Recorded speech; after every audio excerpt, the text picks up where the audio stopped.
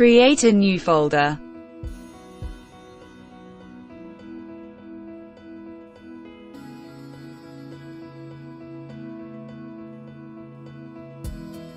Change the name of the folder.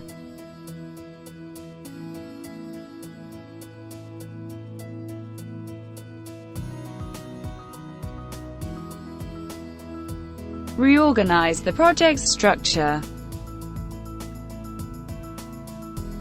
Copy the structure of an existing project.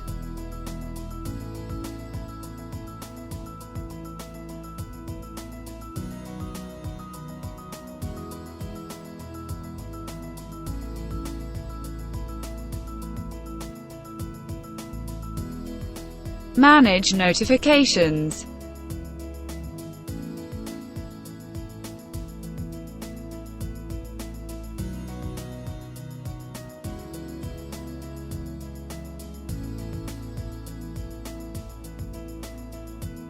Delete the folder.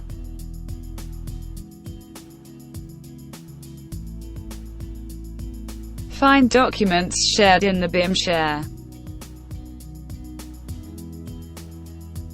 Manage folder permissions.